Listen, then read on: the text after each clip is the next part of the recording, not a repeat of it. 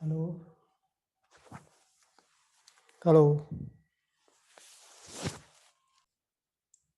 ठीक है।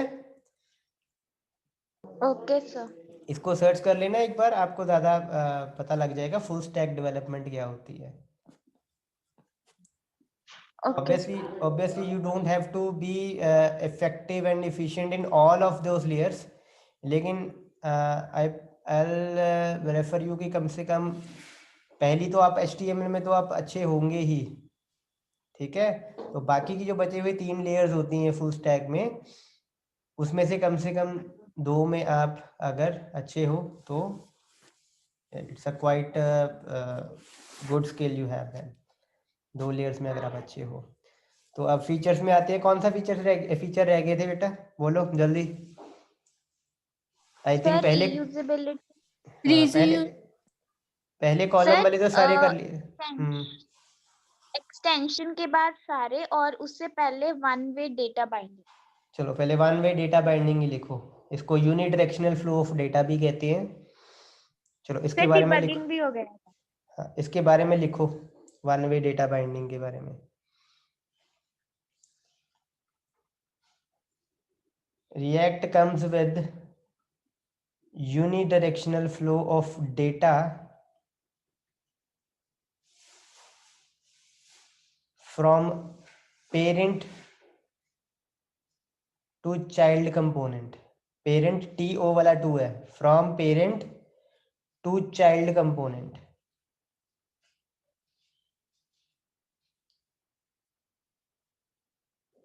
hence there is unidirectional flow of data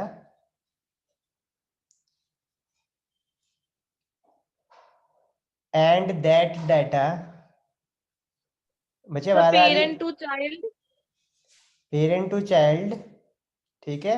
hence full stop डाल के hence there is a unidirectional flow of data, unidirectional flow of data,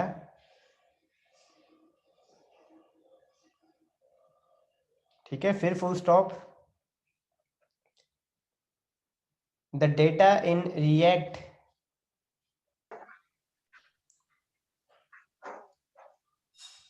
is bound in is bound bound bound in one way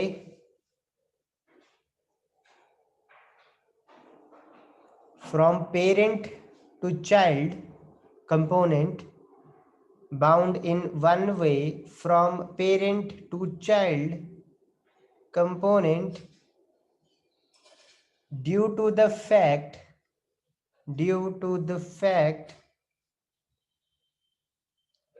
that child components the child components are nested inside parent components।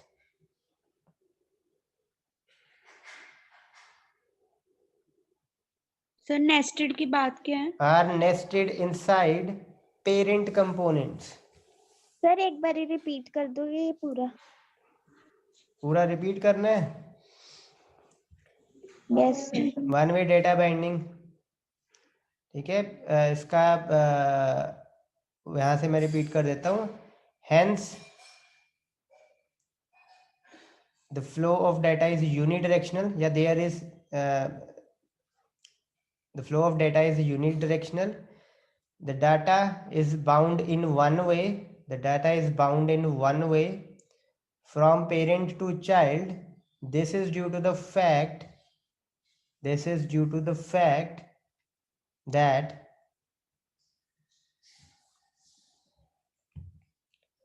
child components are nested inside parent components, ठीक है। तो direction जो आपका data flow होगा वो parent से लेके child तक होगा, but not vice versa. Children से पेरेंट की तरफ नहीं जाता है डाटा। तो इस तरीके से आपको एक ही तरफ देखने की ज़रूरत है, एक ही डायरेक्शन में देखने की ज़रूरत है। इससे आपकी डिबगिंग भी आसान होती है और परफॉर्मेंस भी अच्छी होती है। ओके, नेक्स्ट पॉइंट बेटा, एक्सटेंशंस हो गई थी। Yes sir. Yes, sir. Debugging भी हो गई थी. Yes, sir. Next is improved performance. improved performance.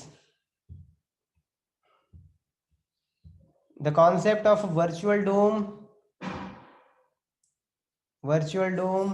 selective update, selective update, one-way data binding.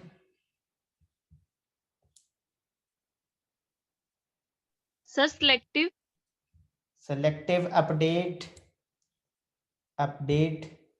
one-way data binding,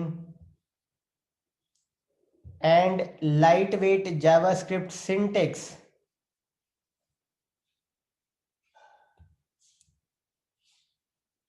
Lightweight JavaScript syntax result into improved performance.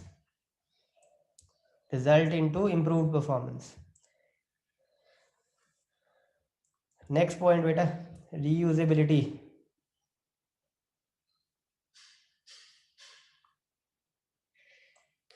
बोलो reusability. Yes sir. हाँ बेटा, अगर आपके पीछे डिस्टर्बेंस नहीं हो रही है तो आप माइक ऑन रखो और कॉन्स्टेंटली अपना फीडबैक देते जाओ. रीयूजेबिलिटी लिखो. एज वेब पेजेस या वेब पेज लिखो. As web page in React are designed. As web page in React are designed using component based approach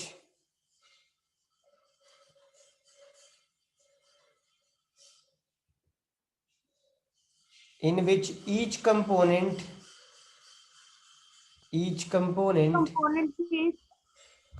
based approach in which each component is coded in a separate file. Each component is coded in a separate file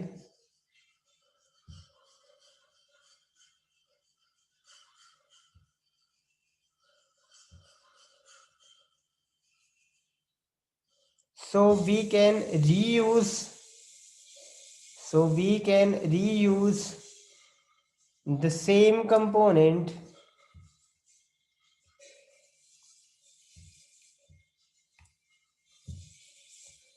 within the same project or in a different project.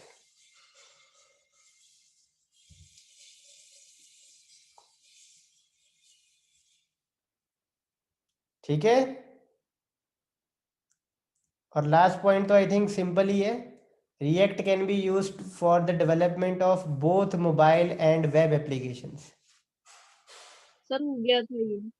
ठीक है, तो that's it. अब इसमें advantages आपको लिखने की ज़रूरत नहीं है, मैं आपको दिखा देता हूँ.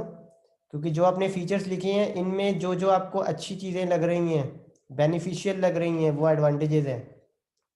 Rich in syntax, performance, efficiency, reusability, simple है काफ़ी, सिंप्लिसिटी, डिक्लेरेटिव नेचर, बस आपको बताना है क्या करना है, कैसे करना है, वो अपने आप कर लेगा. Integration with different technologies.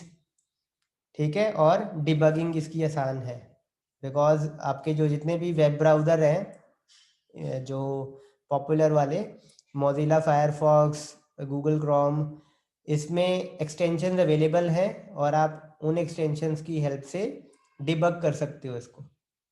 आपने देखा ही आई थिंक जावास्क्रिप्ट को हम देखते हैं ना कंसोल में, क्रोम के कंसोल में देखते हैं ना कि कोई एरर कहाँ पर आ रहा है, किस लाइन पर आ रहा है. हेलो. Yes sir. तो Yes, sir. एक्सटेंशंस अवेलेबल हैं क्रोम में भी, फायरफॉक्स में भी और बाकी के लीडिंग ब्राउज़र में भी अवेलेबल है. ठीक है, तो डिसएडवांटेजेस क्या हैं, ये कुछ डिसएडवांटेजेस हैं. रिएक्ट के बच्चे, रिएक्ट इतनी पुरानी लैंग्वेज नहीं है, लेकिन अभी इसके मेजर माइनर काफ़ी वर्जन्स आ चुके हैं इस टाइम। अगर आप रिएक्ट को देखो तो इसका 18th वर्जन चल रहा है, या रिवीजन्स आप कह सकते हो, माइनर रिवीजन से। तो इतने कम टाइम में लगातार इसमें अपडेट्स होती जा रही हैं, और इतनी अपडेट्स होने के बाद कई बार हो सकता है कि कुछ टाइम के बाद हम उस पर ट्रैक खो दें।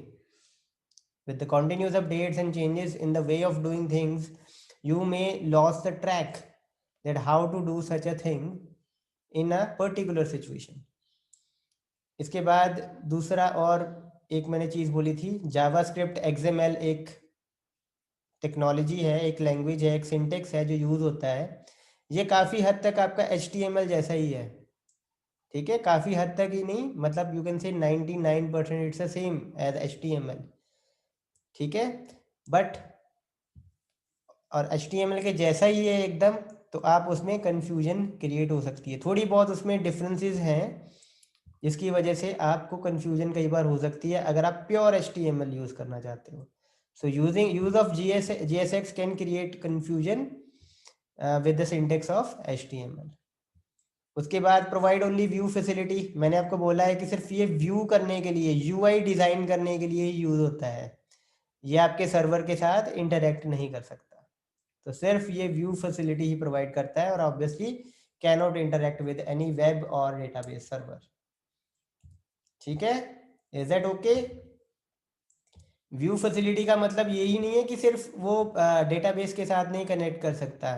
व्यू फैसिलिटी में और भी कई चीज़ें आती हैं, आपका एक सेशन मैनेजमेंट होती है, कुकीज मैनेजमेंट होती है, वो ये नहीं कर सकता रिएक्ट ऑन इट्स ओन, ठीक है। ऑब्वियसली जावास्क्रिप्ट में कुकीज होती हैं, लेकिन जावास्क्रिप्ट में सेशन नहीं होता है, और सेशन मैनेज करना बहुत इंपॉर्टेंट होता है इन योर वेबसाइट।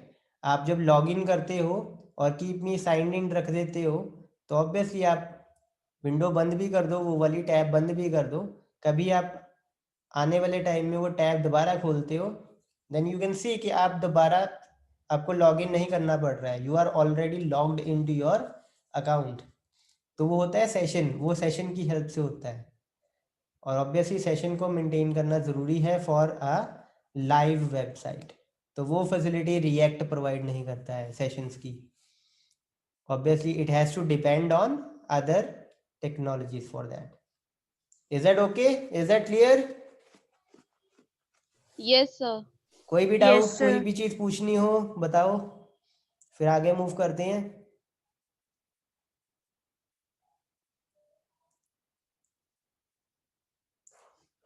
डिसएडवांटेज थोड़ी सी हैं, ज़्यादा नहीं है। एडवांटेजेस, आपके जितने भी फीचर्स आपको अच्छे लग रहे हैं, जो बेनिफिशियल हैं आपके लिए, आप उसको लिख सकते हो कि ये हमारी एडवांटेजेस में आते हैं। Is that okay? Is that okay? Yes, sir. Yes, sir. Programming aspect पे रहे अब।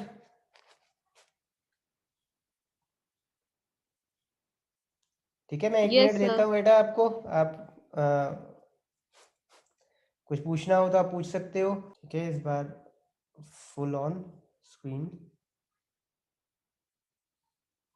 नाउ यू कैन सी, इसको बंद कर देते हैं, वापस उसी चीज़ पे आ जाते हैं, ये कल हमने यहाँ पर छोड़ा था। तो मैं एक बार फिर आपको बता देता हूँ कि कैसे आपने एक प्रोजेक्ट बनाना है। तो आपने एक फोल्डर बना लेना है सबसे पहले, अपनी किसी भी एक ड्राइव में, C ड्राइव में बनाओ, आप D ड्राइव में बनाओ, E ड्राइव में बनाओ, ठीक है। यहाँ पर आपने वो फोल्डर खोल लेना है, ओपन फोल्डर करना है, और यहाँ पर आपका वो फोल्डर खुल जाएगा और यहाँ पर दिखाई देना शुरू हो जाएगा। जैसे मैंने रिएक्ट फोल्डर बनाया है E ड्राइव में, वो मैंने फोल्डर यहाँ पर ओपन किया है। पहले ये खाली था, इसमें मैंने मेन नाम का एक प्रोजेक्ट बनाया है। वो प्रोजेक्ट कैसे बनाते हैं, सबसे पहले आपने टर्मिनल में जाना है। अगर टर्मिनल आपका खुला हुआ है तो ऑब्वियसली यहाँ पर कमांड रन कर लेना, नहीं खुला हुआ है तो यहाँ न्यू टर्मिनल पे क्लिक करना और ये टर्मिनल आपका खुल जाएगा।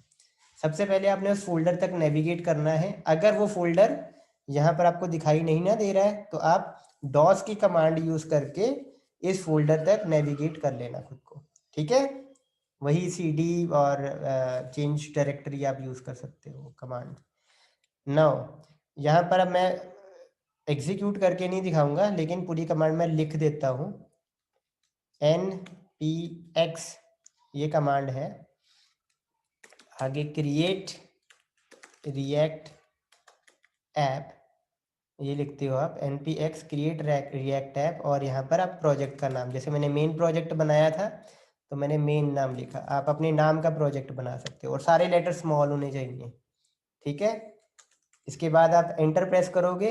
It will take some times to download all the dependencies, all the libraries, all the files, ठीक है। सब डाउनलोड हो जाएगा आपका, और जब ये प्रोसेस खत्म होगा तो आप देखोगे यहाँ एक फोल्डर बन जाएगा आपका प्रोजेक्ट का, मेन जिस नाम का आपने बनाया होगा। जैसे मैंने मेन का बनाया है तो मेन नाम का एक प्रोजेक्ट बन जाएगा, ठीक है। Is that okay?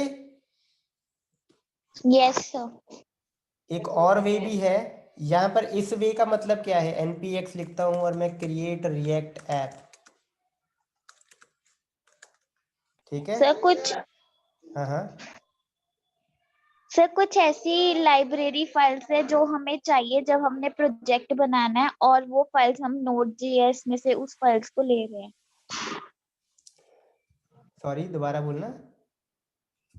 सर जो npx है ये तो Node.js वाली कमांड होगी, ये जो हमने कमांड है, हाँ लिखी जी, है। ये नोड जेएक्स की कमांड है, इसीलिए आपको मैंने बोला था नोड जेएक्स जरूर इंस्टॉल कर लेना, ठीक है। उसके बाद वहां से कुछ लाइब्रेरी को एक्सट्रैक्ट करवाने के लिए हम ये कमांड लिखते हैं, और क्योंकि ये जो फाइल्स हैं, ये जो लाइब्रेरी में से फाइल्स आई हैं, ये हमें नीड पड़ सकती है जब हमने बिल्कुल। प्रोजेक्ट उसमें किए। हाँ, उसमें एक आपका ये है क्रिएट रिएक्ट ऐप, एक लाइब्रेरी है जो काम आती है आपके प्रोजेक्ट को बनाने के लिए, वो हम node.jx से लिखते हैं, ठीक है।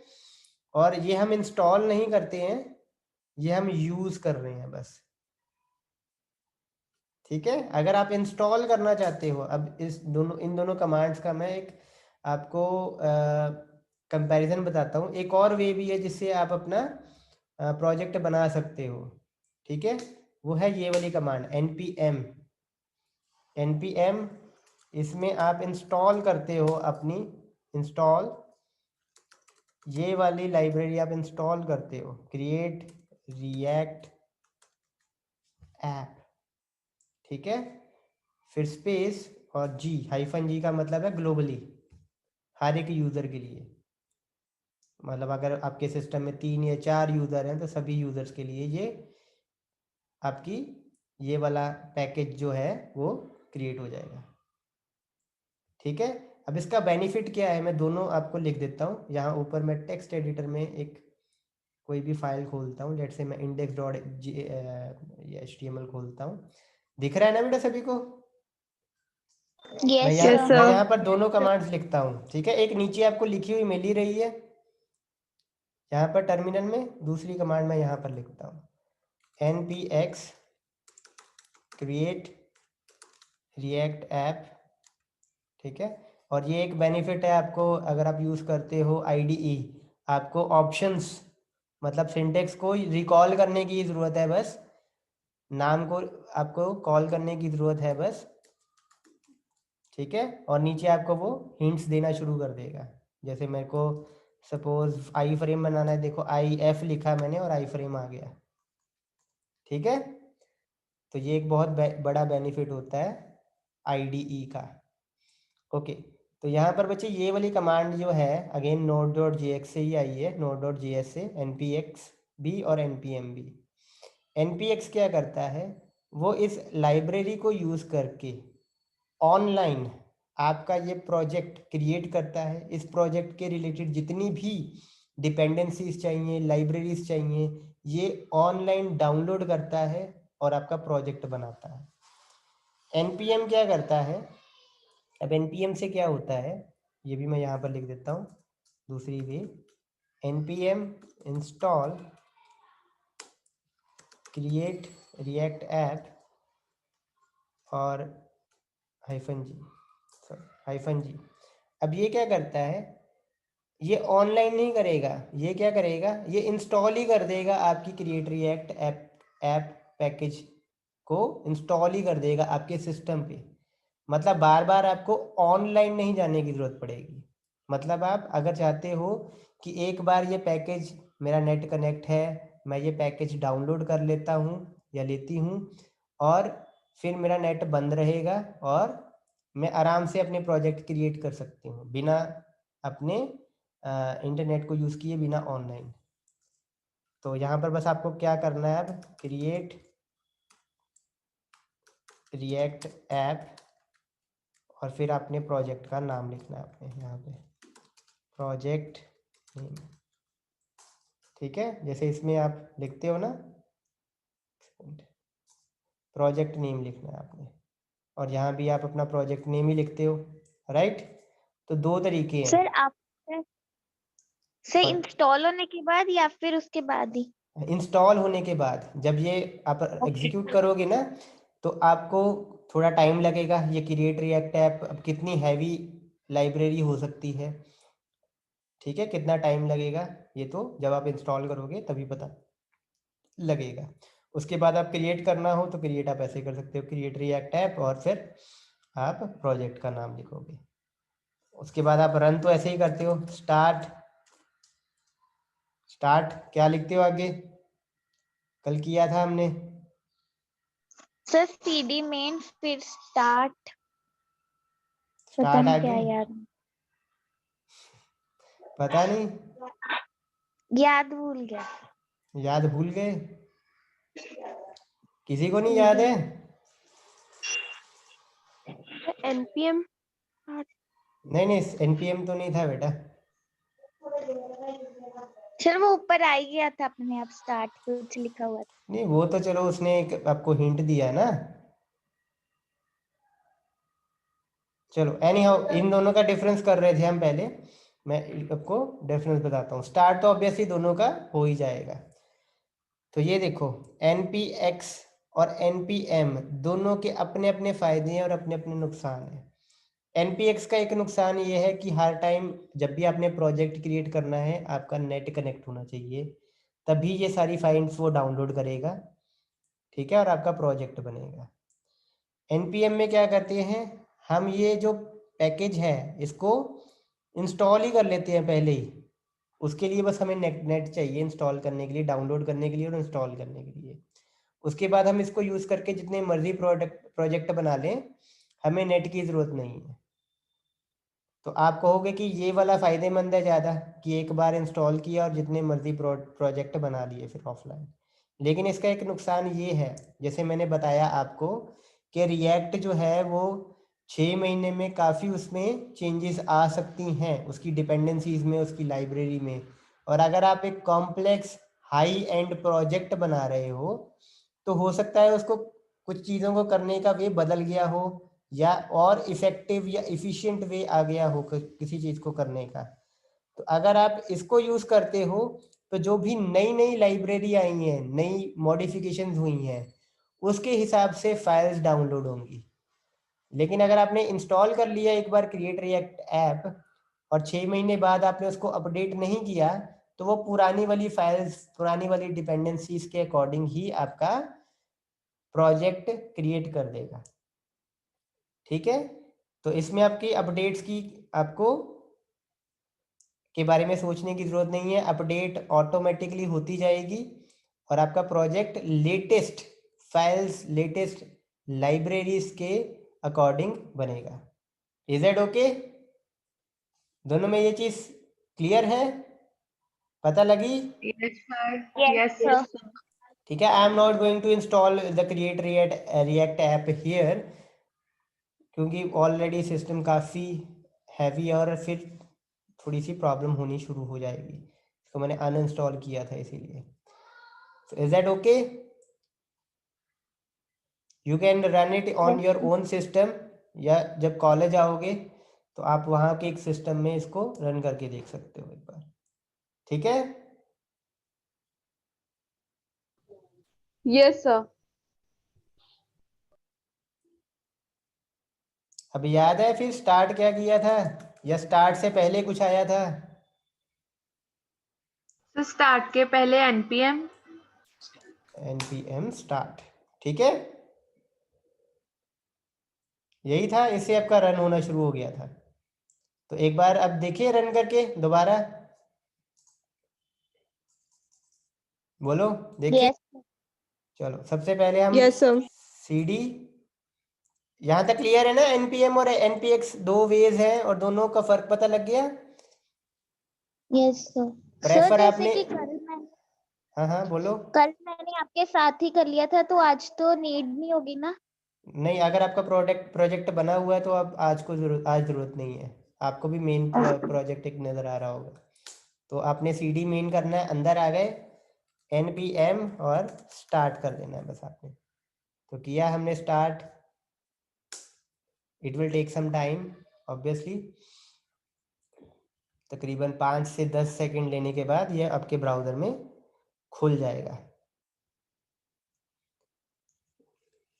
4 मिनट हैं आज हमारे पास। मैं आपको अब इसका, जब एक बार ये ओपन हो जाता है ब्राउज़र में, मैं इसको एक्सप्लेन करता हूँ स्ट्रक्चर का, और आपने क्या चीज़ और कहाँ पर अपडेट्स करनी है, या क्या चीज़ आपके यूज़ की है। ऑब्वियसली बहुत सारी चीज़ें हैं, लेकिन सभी आपके यूज़ की नहीं है। तो अब इस पैनल पर ध्यान दो बेटा सभी। आपका प्रोजेक्ट कौन सा है? ये मेन प्रोजेक्ट है। अब मैं इस मेन प्रोजेक्ट को खोल रहा हूँ। सबसे पहले देखो नोड मॉड्यूल्स, इसमें ये सारी डिपेंडेंसीज हैं। ये जितनी भी आपको नज़र आ रही है ना, ए बी एक्सेप्ट है, ये जितनी भी हैं बहुत सारी हैं, ये सारी डिपेंडेंसीज हैं। इसको ना आपने कोई मॉडिफिकेशन करनी है, कुछ नहीं करना है, ये ऑलरेडी डिपेंडेंसीज आपकी जो बनी हुई हैं वही रहेंगी। Is that okay? इसमें आपकी लाइब्रेरीज और डिपेंडेंसीज हैं सारी। Is that okay? ये देखो Yes, sir. ओपन भी हो गया है, लोकल होस्ट। और हाँ, ये पोर्ट नंबर होती है रिएक्ट की डिफ़ॉल्ट 3000। तो अभी ये ओपन होगा, अगेन हम वापस आते हैं। फिर आप पब्लिक फोल्डर में देखो, उसके बाद आपका फोल्डर आता है पब्लिक फोल्डर में आपका ये फेव आइकन आइको है। और मेरे को कल ये बताना है आपने कि ICO एक्सटेंशन वाली ये इमेज होती है, ये देखो ये इमेज है, ये किस लिए यूज होती है ये कल मेरे को बताना है आपने, ठीक है? सर्च करके लाना ICO। सर आपने क्या बोला? मैंने यही बोला, ICO एक्सटेंशन वाली इमेज होती है ना, आइकन बोलते हैं इसको, ये किसके लिए यूज होती है, कहाँ पर दिखाई देती है, ये पता करके लाना कल, ठीक है? सर जो पेज का टाइटल होता है वहां पर क्यों होती है? हाँ राइट, वहाँ पर यूज होती है, ठीक है? उसके बारे में थोड़ी और डिटेल मेरे को कल बताना है। Okay, next is index.html file. ये आपकी मेन फाइल है और एक ही HTML फाइल आपको नजर आएगी यहाँ पे।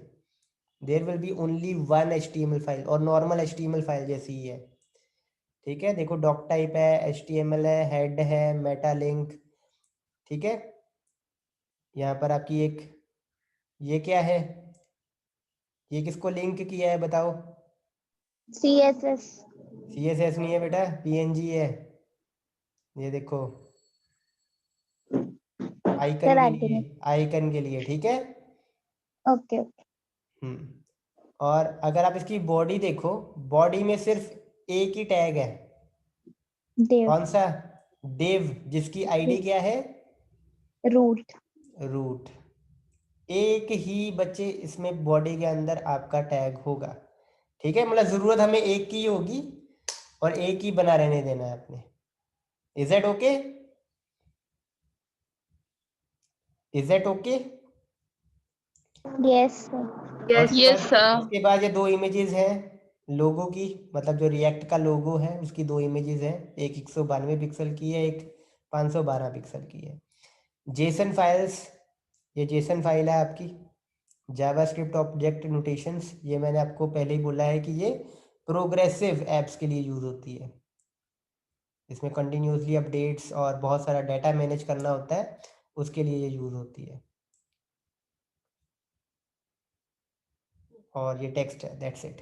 बाकी के फोल्डर हम कल करेंगे, फटाफट बोलो, पब्लिक फोल्डर में कोई डाउट हो किसी को? इसमें एक ही फाइल मतलब की है, वो है index.html, और इसमें भी आपने चेंज नहीं करना है, ऐसे ही रहने देना है इसको, no change required over here, क्योंकि ये फाइल आपकी बस दिखनी है। इसमें दिखेगा क्या